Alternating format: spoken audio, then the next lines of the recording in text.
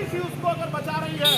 सरकार ही उसको बचा रही है, सरकार के मंत्री पर अगर आरोप लग रहा है, तो ये बहुत ही असंवैधानिक और बहुत ही एक ऐसी स्थिति हो जाएगी। इसलिए कानून का राज स्थापित हो, इसलिए हम साफ साफ कहना चाहते हैं कि FIR में जितने भी नॉमिनेटेड हो, वो कितने भी किसी के सगे हो, उनको गिरफ्तार करके जेल भेजना चाहिए। न्याय देने का काम न्यायपालिका का है।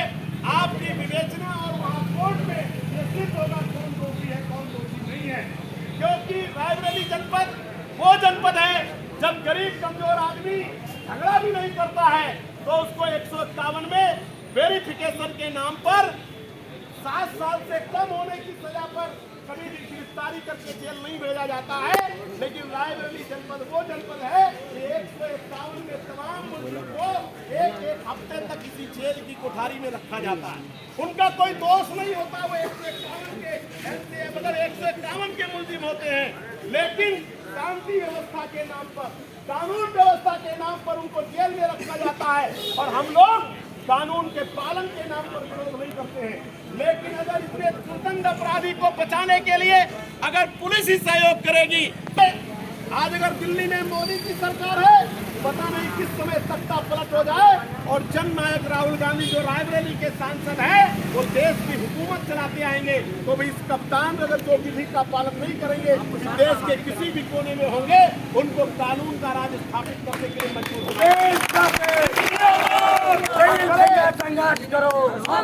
हम बड़े साफ शब्दों में कहना चाहते हैं, कानून का राज स्थापित हो, वरना ये संज्ञान लिया जाएगा संसद में, ये संज्ञान लिया जाएगा विधानसभा में, ये संज्ञान लिया जाएगा पूरे देश में और उत्तर प्रदेश में। और ये पुलिस के द्वारा धमकी नहीं देना चाहिए कि अगर कोई कानून का राज स्थापित के लिए लड़ता है,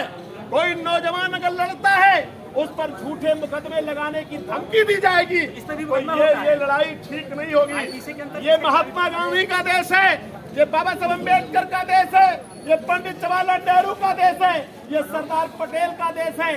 ये मौलाना आजाद साहब का देश है। ये गलतफहमी में मत रहे कि अगर किसी की सरकार आ गई है तो वो बहुत दिनों तक वो सरकार चलने वाली है। इसलिए बड़े साफ शब्दों में मैं कहना चाहता हूँ कि अगर ये पीड़ा हमारे साथियों की है तो मुझे उच्च अधिकारी आकर के इस धरने पर आकर अवगत कराएं कि आखिर क्या मजबूरी है कि जिस पर आरोप लग रहा है कि वही मास्टरमाइंड है और किसी एक व्यक्ति को बचाने के लिए पूरा प्रशासन क्यों लगा हुआ है और क्यों कल से लेकर इतनी मशक्कत हो रही है। एक आदमी को अगर वो पकड़ में नहीं आ रहा है तो पकड़ने के लिए आपने क्या कार्रवाई की है, कौन सी जगह पर गए, क्या तरीका आ रहा है,